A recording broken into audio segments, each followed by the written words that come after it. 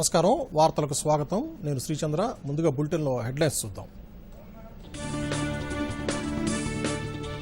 GST పరిహారంలో రాష్ట్రాలకు 2 ప్రతిపాదనలు సూచించిన కేంద్రం రాష్ట్రానికి రావాల్సిన వాటాను విడుదల చేయాలని జీఎస్టీ కౌన్సిల్ సమావేశంలో హరీష్ రావు డిమాండ్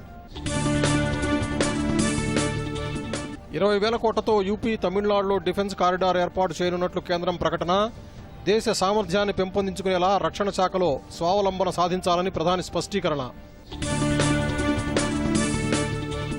సాగు లాభదాయకం కాదనే దృక్పథం మారాలని సీఎం కేసీఆర్ ఉద్ఘాటన వ్యవసాయ ఉత్పత్తులను విదేశాలకు ఎగుమతి చేసే స్థాయికి అభివృద్ధి చెందాలని ఆకాంక్ష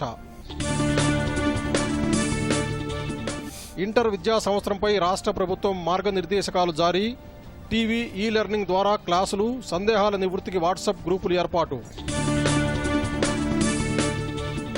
రాష్ట్రంలో ఇప్పటివరకు సాధారణం కంటే 46% ఎక్కువ వర్షపాతం మరో 2 రోజులు తేలికపాటి వర్షాలు కురుస్తాయని వాతావరణ శాఖ వెల్లడి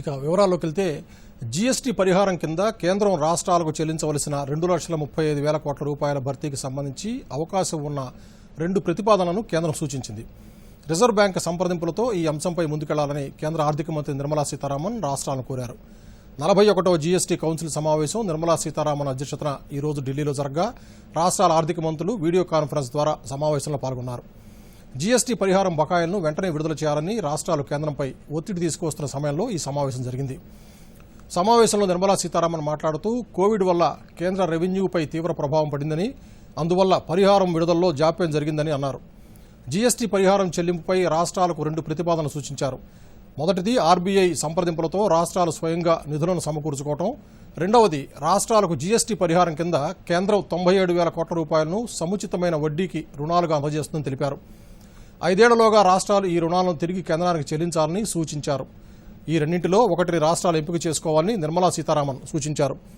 వారం రోజుల్లోగా రాష్ట్రాలు తమ అభిప్రాయాలు వెల్లడించాలని నిర్మలా సీతారామన్ చెప్పారు The GST Council's decision, and it is going to get tied up to the cess collection after the 5th year. So there is all these kind of instrumentalities through which the Reserve Bank or the lender will be assured. First option has 2 components. First option has 2 legs. One leg is where we are saying we'll facilitate through the Reserve Bank so that states, all of them, will not have to go running and different rates in the market and all that. For that portion, which is 96,484 or some amount, which is strictly arising out of the implementation of the GST. Now you would ask me, how did you arrive at that?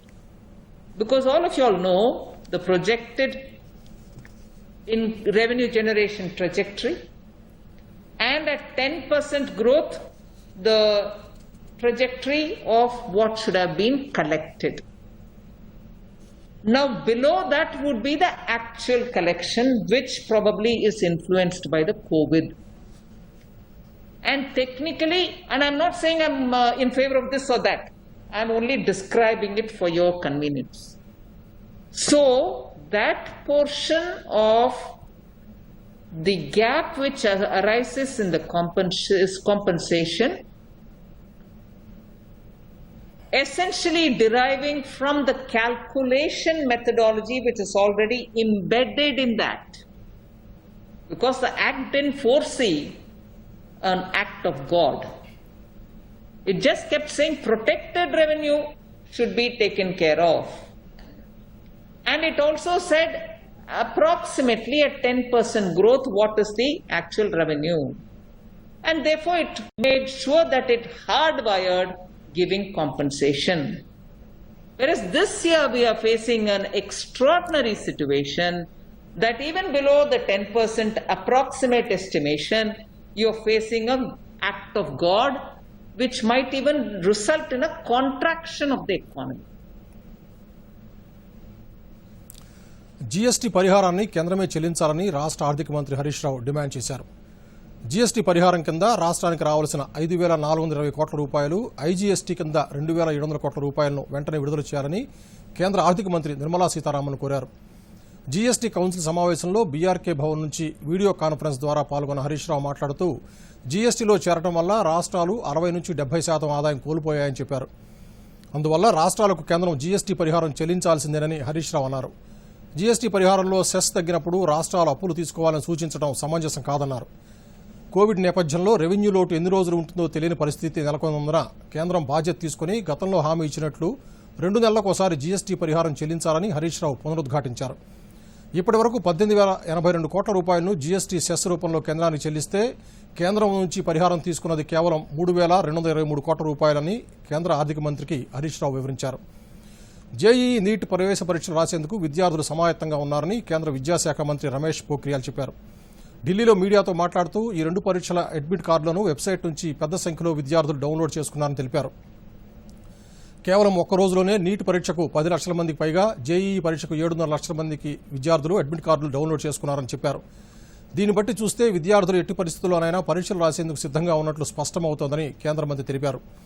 Covid నేపథ్యంలో ఈ 2 పరీక్షల కోసం పరీక్షా కేంద్రాలను పెంచామని, విద్యార్థులకు వారు కోరుకున్న పరీక్షా కేంద్రాన్ని కేటాయించామని తెలిపారు. మరోవైపు ఈ 2 పరీక్షలను వాయిదా వేయాలని ప్రతిపక్షాలు కేంద్రంపై ఒత్తిడి తీసుకొస్తున్నాయి. ఆత్మనిర్భర్ భారత్లో భాగంగా ఇక నుంచి రక్షణ రంగంలో స్వావలంబన సాధించాలని ప్రధాని నరేంద్ర మోదీ పిలుపునిచ్చారు. దశాబ్దాలుగా రక్షణ రంగంలో అత్యధికంగా దిగుమతులు చేసుకుంటూ ఉన్న దేశంగా భారత్ మిగిలిపోయిందన్నారు. స్వాతంత్ర్యం పొందిన నాటి నుంచి దేశ రక్షణ ఉత్పత్తుల తయారీకి సంబంధించి గొప్ప శక్తి సామర్థ్యాలు ఉన్న దేశంగా ఉందని, అందుకు సంబంధించిన మౌలిక సదుపాయాలు కూడా పుష్కలంగా ఉన్నాయని ప్రధాని స్పష్టం చేశారు. అయినా రక్షణ ఉత్పత్తుల తయారీ వైపు ఏనాడు దృష్టి సారించిన దాఖలాలు లేవని ఆవేదన వ్యక్తం చేశారు. ఇక నుంచి మన దేశంలోనే రక్షణ ఉత్పత్తులు తయారవుతాయని, అప్పుడే ఆత్మనిర్భర్ భారత్ లక్ష్యం నెరవేరుతుందని ప్రధాని నరేంద్ర మోదీ అన్నారు. రక్షణ ఉత్పత్తుల తయారీపై ఆత్మనిర్భర్ భారత్ వెబినార్లో ప్రధాని పాల్గొన్నారు. जो परिणाम मिलेंगे उनसे रक्षा उत्पादन के क्षेत्र में आत्मनिर्भरता के हमारे प्रयासों को अवश्य बल मिलेगा, गति मिलेगी। और आप सबने जो सुझाव दिए हैं, आज आपने एक सामूहिक मंथन किया है, वो अपने आप में आने वाले दिनों के लिए बहुत उपकारक होगा। मुझे इस बात की भी खुशी है कि रक्षा मंत्री श्रीमान राजनाथ जी इस काम के लिए मिशन मोड में पूरी तरह से जुटे हुए हैं। मुझे विश्वास है कि उनके इन अथक प्रयासों के कारण बहुत ही अच्छे परिणाम मिलना निश्चित है। साथियों, यह किसी से छुपा नहीं है कि भारत कई सालों से दुनिया के सबसे बड़े डिफेंस इंपोर्टर्स में एक प्रमुख देश रहा है। जब भारत आजाद हुआ था, उस समय रक्षा उत्पादन के लिए भारत में बहुत सामर्थ्य था। उस समय भारत में 100 साल से अधिक समय से स्थापित रक्षा उत्पादन का इकोसिस्टम था और भारत जैसा सामर्थ्य और पोटेंशियल बहुत कम देशों के पास था। लेकिन भारत का दुर्भाग्य रहा कि दशकों तक इस विषय पर उतना ध्यान नहीं दिया गया जितना देना चाहिए था। एक प्रकार से ये रूटीन एक्सरसाइज बन गया, कोई गंभीर प्रयास नहीं किए गए और हमारे बाद में शुरुआत करने वाले अनेक देश भी पिछले 50 साल में हमसे बहुत आगे निकल गए। लेकिन अब स्थिति बदल रही है।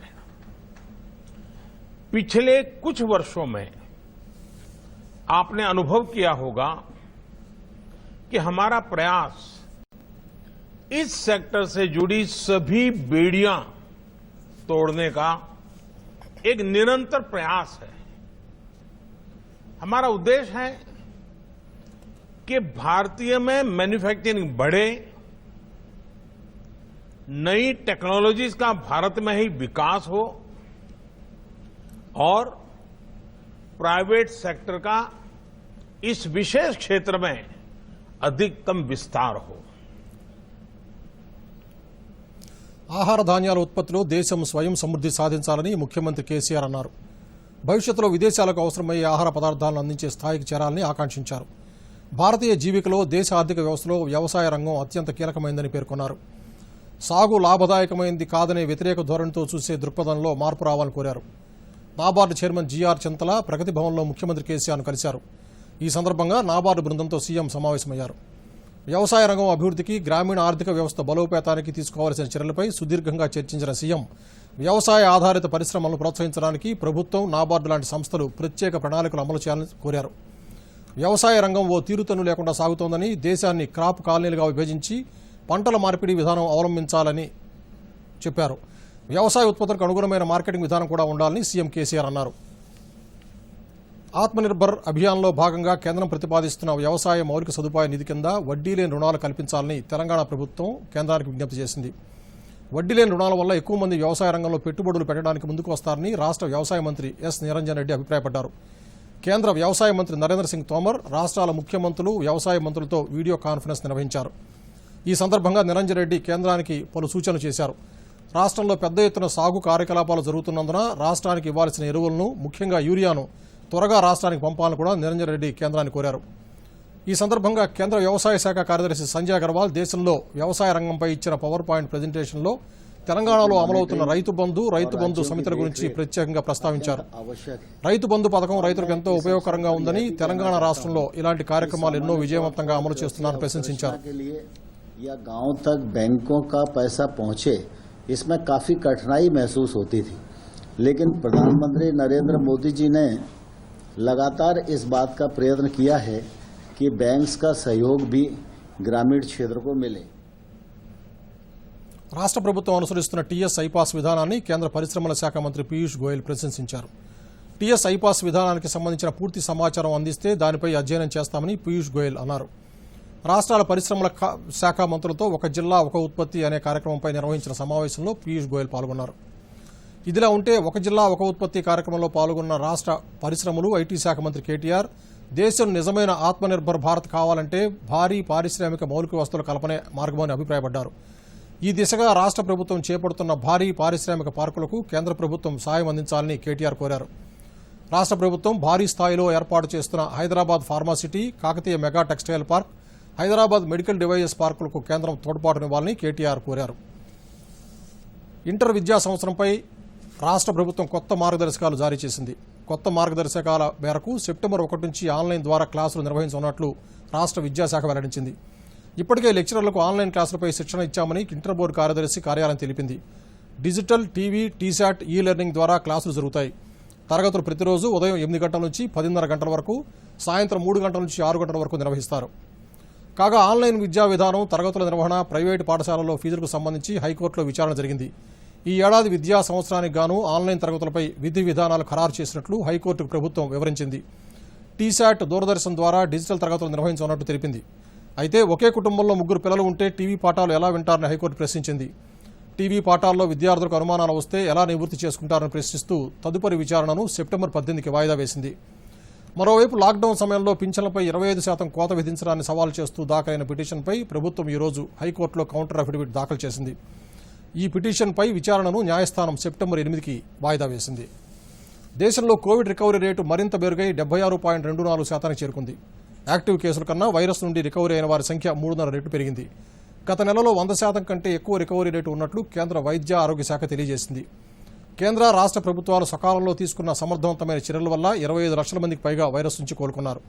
ఢిల్లీ, గుజరాత్, తమిళనాడు, హర్యానా, గుజరాత్ రాష్ట్రాల్లో 80% కన్నా ఎక్కువ మంది కోలుకున్నారు. మరోవైపు కరోనా మరణాల రేటు కూడా క్రమేపీ తగ్గుతూ 1.83% చేరుకుంది.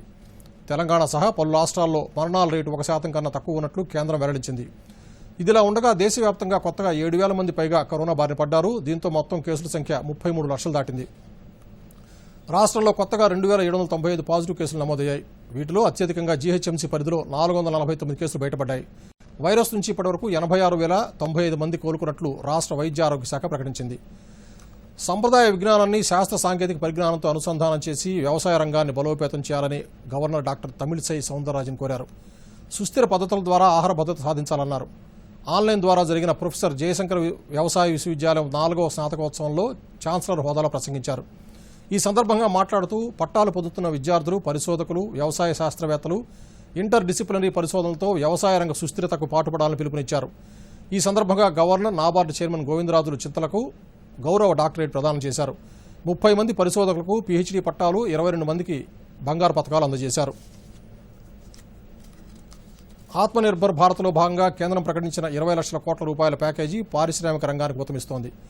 చిన్న, సూక్ష్మ, మధ్య తరహా పరిశ్రమలు ఆర్థికంగా తోడ్పాటు అందిస్తోంది. ఇదివరకు తీసుకున్న రుణంపై 20% అదనపు రుణం ఇస్తూ ఉండటం కుదేలవుతున్న పరిశ్రమలకు ప్రాణం పోసినట్లు అవుతుందని, కేంద్ర ప్రభుత్వం తీసుకున్న నిర్ణయం తమకెంతో లాభసాటిగా ఉందని వరంగల్ రూరల్ జిల్లా నరసంపేట డివిజన్కు చెందిన పారిశ్రామిక, వ్యాపార వర్గాల వారు సంతోషం వ్యక్తం చేస్తున్నారు. నరసంపేట డివిజన్లో 93 సూక్ష్మ, చిన్న, మధ్య తరహా పరిశ్రమను గుర్తించి 2,54,00,000 రుణం మంజూరు చేశారు. గత 5 నెలలుగా లాక్డౌన్తో తమ పరిశ్రమలు, వ్యాపారాలు ఆర్థికంగా ఇబ్బందులు పడ్డాయని, కేంద్రం అందిస్తున్న ఆర్థిక భరోసాతో వ్యాపారాలు తిరిగి గాడిలో పడే అవకాశం కలిగిందని లబ్ధిదారులు హర్షం వ్యక్తం చేస్తున్నారు. మేము కానీ కరోనా వల్ల చాలా లాక్డౌన్ అయింది, చాలా ఇబ్బందులు ఉన్న రోజులలో ఈ స్కీము మాకు చాలా అక్కడికి వచ్చింది. మళ్ళీ మేము వ్యాపారం నిలబెట్టుకోవడానికి ఇది ఒక ప్రధాన కారణమైంది. మేము ఈ రోజున ఈ స్కీమ్ వచ్చిన డబ్బులతో మళ్ళీ వ్యాపారం సజావుగా సాగిస్తుంటూ నాతో పాటుగా నాతో పనిచేసే వ్యక్తులకు కూడా ఇది అవసరానికి అక్కడికి వచ్చింది. దీనివల్ల మేము ఈ రోజున వ్యాపారం మళ్ళీ కొనసాగిస్తున్నాం సంతోషంగా. అందుకు గాను ఆత్మనిర్భర్ అభియాన్ స్కీమ్ ఇచ్చిన ప్రధానమంత్రి గారికి, మాకు లోన్ ఇచ్చిన ఆంధ్ర బ్యాంకు వారికి చాలా రుణపడి ఉంటామని మేము ఇందు మూలంగా చెప్తున్నాం. सबको नमस्कार, मेरा नाम शेख नूरुल्लाह खादरी बाबा है। मैं ये एशियन पेंट्स डीलर हूँ नरसंपेट का। शॉप नाम शाइन पेंट्स एंड हार्डवेयर है। हम पूरा अटैचमेंट पूरा आंध्रा बैंक से है मेरे लोन पूरे। కోవిడ్ వల్ల చాలా ఎంఎస్ఎంఈస్ అవన్నీ మనకి లాక్డౌన్ వల్ల చాలా ఇబ్బంది పడ్డారు. దానికి సెంట్రల్ గవర్నమెంట్ కొన్ని మెషర్స్ తీసుకొచ్చారు, లిక్విడిటీ మెషర్స్ తీసుకొచ్చారు ఆత్మనిర్భర్ భారత్ ప్యాకేజ్ కింద. దాంట్లో మెయిన్గా మనకి యూజీసీఎల్ అనేది ఒక స్కీమ్ ఉంది. దాంట్లో ఏంటంటే మనకి ఫిబ్రవరి ఎండింగ్ 29th ఫిబ్రవరి 2020 వరకు అవుట్ స్టాండింగ్ లోన్స్ ఏవైతే ఉన్నాయో వాళ్ళు ప్రతి ఒక్కళ్ళు ఆ అవుట్ స్టాండింగ్ పేమెంట్లో 20% మళ్ళీ టర్మ్ లోన్ తీసుకోవచ్చు.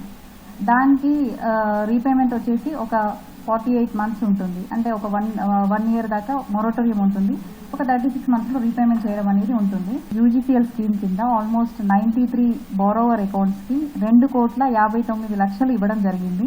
వాళ్ళు దీన్ని సక్సెస్ఫుల్గా యూటిలైజ్ చేసుకొని మళ్ళీ వాళ్ళ బిజినెసెస్ రీవాంప్ చేసుకున్నారు అండ్ చాలా హ్యాపీగా ఉన్నారు. ఇప్పటిదాకా లాక్డౌన్లో ఆగిపోయిన బిజినెస్ అంతా మళ్ళీ రీవాంప్ చేయడానికి మళ్ళీ యూస్ఫుల్ అయింది వాళ్ళకి. స్కీమ్ అనేది మెయిన్గా మనకి ఎంఎస్ఎంఈస్కి వర్తిస్తుంది. వాళ్ళకి ఆల్రెడీ ఎవరైతే బ్యాంకుల్లో సీసీలు, ఓడీలు తీసుకొని ఉంటారో దాంట్లో మనకి 20% అవుట్ స్టాండింగ్ ఫిబ్రవరి 29th ఏదైతే అవుట్ స్టాండింగ్ అమౌంట్ ఉంటుందో దాంట్లో 20% ఇవ్వడం జరుగుతుంది. ఎవరైతే ఎంఎస్ఎంఈస్ ఉన్నారో ఆల్రెడీ లోన్స్ అవైల్ చేసుకున్న వాళ్ళు, ఓడీ ప్లస్ సీసీ, అలాంటి వాళ్ళకి మాత్రమే ఒక టర్మ్ లోన్ అలాంటి వాళ్ళకి వస్తుంది. సైబరాబాద్ పోలీస్ కార్యాలయంలో ప్లాస్మా డోనర్లను రాష్ట్ర హోంమంత్రి మహమూద్ అలీ, సిపి సజ్జనార్ సన్మానించారు. ఈ సందర్భంగా హోంమంత్రి మాట్లాడుతూ లాక్డౌన్ సమయంలో పోలీసులు కుటుంబాలను వదిలి కరోనా వైరస్ కట్టడికి తీవ్రంగా కృషి చేశారని కొనియాడారు. తెలంగాణ పోలీసు సేవలను కేంద్ర హోంమంత్రి అమిత్ షా కూడా అభినందించారన్నారు. రాష్ట్రంలో పోలీసులు శాంతి భద్రతలను పటిష్టంగా అమలు చేస్తూ సంక్షేమ కార్యక్రమాలు చేపడుతున్నారని అభినందించారు. అనంతరం సైబరాబాద్ పోలీస్ కమిషనర్ సజ్జనార్ మాట్లాడుతూ ప్లాస్మా దానం చేసిన ప్రతి ఒక్కరూ దేవుడితో సమానమని అభిప్రాయపడ్డారు. లాక్డౌన్ సమయంలో సైబరాబాద్ పోలీసులు 5,300 బ్లడ్ యూనిట్ సేకరించారని తెలిపారు. గత నెలందరి నుంచి యజ్ఞంలా తీసుకుని ప్లాస్మా సేకరిస్తున్నట్టు తెలిపారు. ఈ కార్యక్రమానికి ప్రజల నుంచి అనూహ్య స్పందన వచ్చిందన్నారు. నాకు చాలా 100% మా ఆనరబుల్ సీఎం గారు మీద చాలా ప్రౌడ్ ఉంది. ప్రాణాలని కాపాడడానికి మీరందరూ కూడా ముందు వచ్చినారు. మీరందరూ కూడా దైవ సమానాలు. మీరందరూ కూడా మీకు, మీ కుటుంబ సభ్యులందరూ కూడా నేను పేరు పేరు అభినందిస్తున్నాను. ముఖ్యంగా సార్ అన్ని వాక్స్ నుంచి అన్ని రంగం నుంచి మనకు ఈ ప్లాస్మా డొనేట్ చేయడానికి వచ్చినారు సార్. ముఖ్యంగా లేడీస్ వచ్చినారు, డాక్టర్స్ వచ్చినారు, ఐటీ ఎంప్లాయీస్, బిజినెస్ పీపుల్, ముఖ్యంగా మన సిఆర్పిఎఫ్ ఈ రోజు సీనియర్ ఆఫీసర్ ఉన్నారు సార్ వెంకటరెడ్డి అని చెప్పి, మన అడిషనల్ కమాండెంట్ ఆనే వచ్చింది సార్. అదేవిధంగా మన సైబరాబాదు, రాచకొండ, హైదరాబాదు మొత్తం తెలంగాణ పోలీస్ ఆఫీసర్స్ అందరూ కూడా ముందు రావడము చాలా మంచి సంతోషకరం సార్. వాళ్ళందరూ కూడా మీ తరఫు నుంచి, నా తరఫు నుంచి కూడా పేరు పేరు అభినందిస్తున్నాను సార్. గ్రామీణ విద్యుదీకరణ పథకం కింద సింగిల్ ఫేజ్ కరెంటు ఉన్నట్లు గుర్తించిన 2221 గిరిజన గ్రామాలకు 3 ఫేజ్ కరెంటు పనులను చేపట్టి వీలైనంత వేగంగా పూర్తి చేయాలని గిరిజన స్త్రీ శిశు సంక్షేమ శాఖ మంత్రి సత్యవతి రాథోడ్ సంబంధిత అధికారులు ఆదేశించారు. 3 ఫేజ్ కరెంటు ఇవ్వడం కోసం పనుల నిమిత్తమై దీనిపై అధికారులు దాదాపు 300 కోట్ల రూపాయలతో ప్రతిపాదన రూపొందించారని, ఇందులో మొదటి దశలో 117.82 కోట్ల రూపాయలను ఇప్పటికే విడుదల చేసినట్లు మంత్రి వెల్లడించారు. తొలి దశ పనులు చేపట్టి వెంటనే పూర్తి చేస్తే రెండో విడత నిధులు కూడా మంజూరు చేయడానికి వీలవుతుందన్నారు. మరోవైపు కొడంగల్, మహబూబాబాద్, డోర్నకల్ నియోజకవర్గాల్లో 10 కోట్ల రూపాయలతో గిరిజనులకు పాడి గేదెల పంపిణీ చేపట్టాలని మంత్రి ఆదేశించారు. గిరిజన అభివృద్ధి ప్రత్యేక నిధి కింద అందుబాటులో ఉన్న 163 కోట్ల రూపాయలను 3 ఫేజ్ కరెంట్, పాడి గేదెల పంపిణీకి వినియోగించుకోవాలని సూచించారు. ప్రాథమిక ఆరోగ్య కేంద్రాలు చెరువులో లేని వారి కోసం మొబైల్ కోవిడ్ కేంద్రాలను ఏర్పాటు చేసినట్లు రాష్ట్ర రవాణా శాఖ మంత్రి పువ్వాడ అజయ్ కుమార్ వెల్లడించారు. ఖమ్మంలో మొబైల్ కోవిడ్ కేంద్రాలను మంత్రి ప్రారంభించారు. ఈ సందర్భంగా ఆయన మాట్లాడుతూ తెలంగాణ ప్రభుత్వం మారుమూల గ్రామాల్లో సైతం కరోనా నిర్ధారణ పరీక్షలు చేయాలని సంకల్పించిందన్నారు. అందులో భాగంగా ఖమ్మం జిల్లాలోని ప్రాథమిక ఆరోగ్య కేంద్రాలతో పాటు సంచార వాహనాలు కూడా ఏర్పాటు చేశామని చెప్పారు. జిల్లాలోని ప్రతి గ్రామంలో కోవిడ్ పరీక్ష నిర్వహించేలా ఆర్టీసీకి చెందిన 3 వజ్రా బస్సులను కోవిడ్ సంచార పరీక్ష వాహనాలుగా మార్పులు చేసినట్టు తెలిపారు.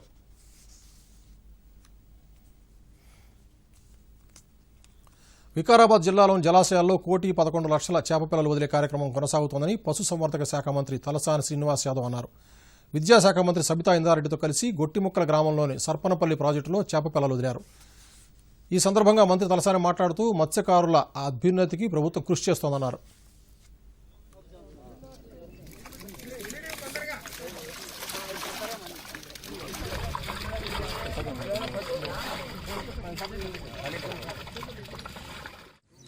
ఫస్ట్ టైం మన ఎమ్మెల్యే ఆనంద్ గారి ఆధ్వర్యంలో ఫస్ట్ టైం ఈ యొక్క సర్పన్పల్లి చెరువులో చేప పిల్లలు వేయడం అనేది ఈరోజు మన దేశం గర్వపడే విధంగా తెలంగాణ రాష్ట్రంలో ఉచితంగా చేపల పంపిణీ కార్యక్రమాన్ని గత 5 సంవత్సరాల నుంచి చాలా బ్రహ్మాండంగా నిర్వహిస్తున్నాం.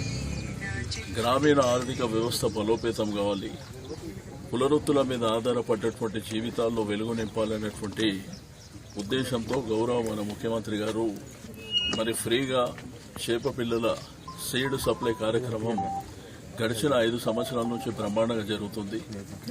ఇక్కడ కూడా దగ్గర ఒక 2,30,000 వరకు చేప పిల్లలు వేయాలని, ఈరోజు 1,00,000 వరకు.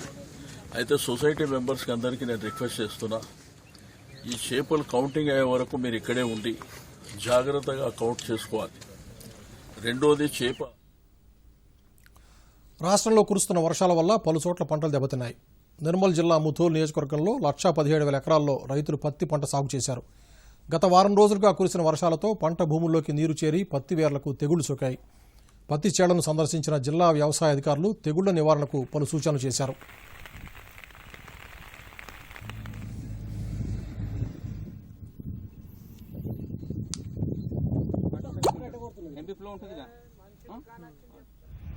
గత కొన్ని రోజులుగా కురుస్తున్న భారీ వర్షాల వలన పత్తి పంటలో ఎండు తెగులు క్రమక్రమంగా విస్తరిస్తున్నది. దీనికి ప్రధాన కారణం ఏంటంటే మనకు భారీ వర్షాలు పడడం వల్ల వేరు వ్యవస్థ అనేది పనిచేయడం అనేది కొంత ఇబ్బందికరంగా ఉంటుంది. దీని కొరకు రైతులు మాకు సంప్రదించడం జరిగింది. ముఖ్యంగా రైతులు తక్షణంగా తీసుకోవాల్సిన చర్యలు, వాళ్ళ పొలంలో వర్షం పడ్డ తర్వాత ఉన్న మరుగునీటిని ప్రధానంగా కాలువల ద్వారా తీసివేయాలి. అదేవిధంగా లీటర్ నీటికి కాపర్ ఆక్సీ క్లోరైడ్ అనే మందును లీటర్ నీటికి 3 గ్రాముల చొప్పున కలిపి మొక్క అడుగు భాగంలో కాండం చుట్టూ లూజ్ నాజల్ ద్వారా పోయడం వల్ల దీన్ని కంట్రోల్ చేసుకోవచ్చు. భద్రాద్రి కొత్తగూడెం జిల్లా బూర్గం పహాడ్ మండలంలో గోదావరి వరద ముప్పుకు గురైన పంట పొలాలను తెలంగాణ బీజేపీ కోర్ కమిటీ సభ్యులు పొంగులేటి సుధాకర్ రెడ్డి, బీజేపీ రాష్ట్ర తదితరులు పరిశీలించారు. పంట నష్టపోయిన రైతులతో ముచ్చరించారు. ఈ సందర్భంగా రైతులు మాట్లాడుతూ కరోనా మహమ్మారి ప్రభావంతో ఆర్థికంగా దెబ్బతిన్న తమను ఆదుకోవాలని కోరారు. ఈ సందర్భంగా పొంగులేటి సుధాకర్ రెడ్డి మాట్లాడుతూ పంట నష్టపోయిన రైతులను తక్షణమే ఆదుకోవాలని, వారి రుణాలను మాఫీ చేయాలని రాష్ట్ర ప్రభుత్వాన్ని డిమాండ్ చేశారు. చూసి రైతులను పరామర్శించి కుక్కునూరు మండలానికి సంబంధించినటువంటి ముంపు మండలాల ఏరియాలు కూడా తిరిగి భద్రాచలం టౌన్ పరిసరాలు కూడా పరిశీలించి రావడం జరిగింది.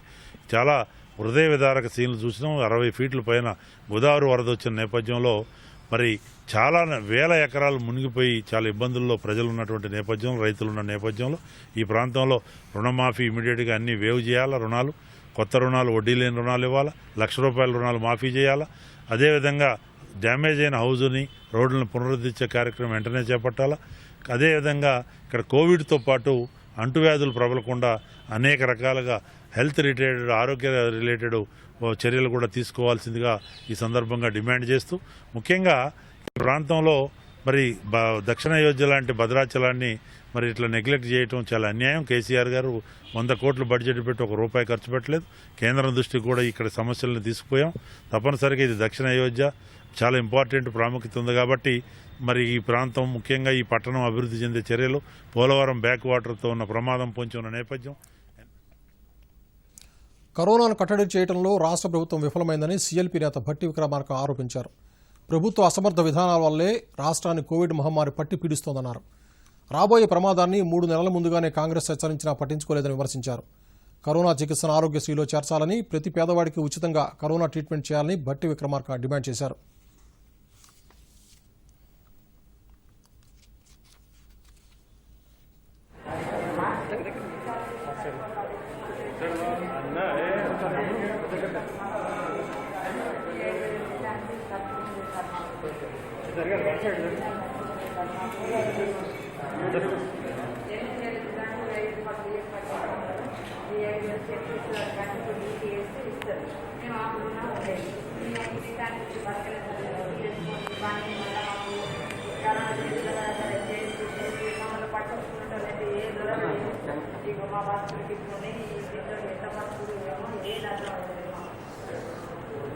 టూ డేస్ అయితే 1 year అయితే సార్, మీరు 1 year కింద వచ్చినప్పుడు కూడా ఇచ్చిరాలి మీరు.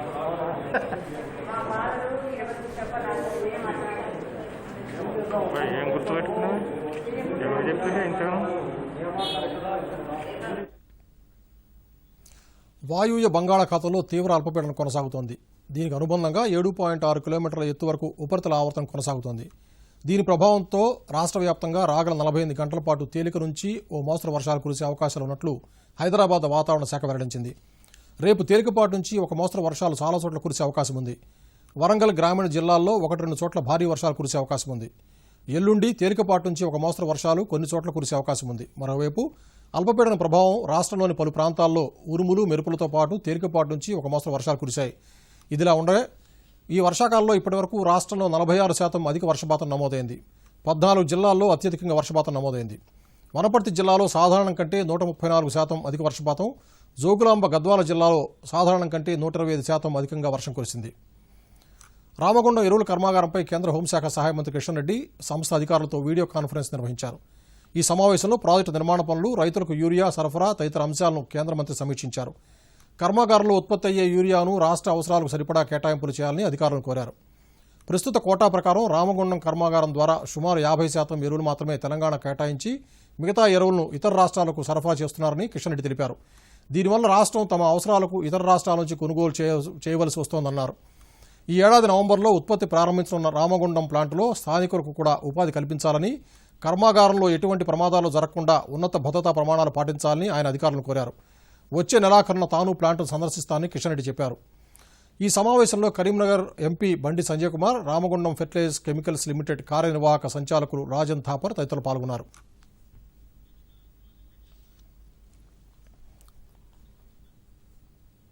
ఇక మరోసారి ముఖ్యాంశాలతో ఈ వార్తలు ముగిద్దాం. నమస్కారం. జీఎస్టీ పరిహారంలో రాష్ట్రాలకు 2 ప్రతిపాదనలు సూచించిన కేంద్రం, రాష్ట్రానికి రావాల్సిన వాటాను విడుదల చేయాలని జీఎస్టీ కౌన్సిల్ సమావేశంలో హరీష్ రావు డిమాండ్. 20,000 కోట్లతో యూపీ, తమిళనాడులో డిఫెన్స్ కారిడార్ ఏర్పాటు చేయనున్నట్లు కేంద్రం ప్రకటన. దేశ సామర్థ్యాన్ని పెంపొందించుకునేలా రక్షణ శాఖలో స్వావలంబన సాధించాలని ప్రధాని స్పష్టీకరణ. సాగు లాభదాయకం కాదనే దృక్పథం మారాలని సీఎం కేసీఆర్ ఉద్ఘాటన. వ్యవసాయ ఉత్పత్తులను విదేశాలకు ఎగుమతి చేసే స్థాయికి అభివృద్ధి చెందాలని ఆకాంక్ష. ఇంటర్ విద్యా సంవత్సరంపై రాష్ట్ర ప్రభుత్వం మార్గనిర్దేశకాలు జారీ. టీవీ, ఈ లెర్నింగ్ ద్వారా క్లాసులు, సందేహాల నివృత్తికి వాట్సాప్ గ్రూపులు ఏర్పాటు. రాష్ట్రంలో ఇప్పటివరకు సాధారణం కంటే 46% ఎక్కువ వర్షపాతం. మరో 2 రోజులు తేలికపాటి వర్షాలు కురుస్తాయని వాతావరణ శాఖ వెల్లడి.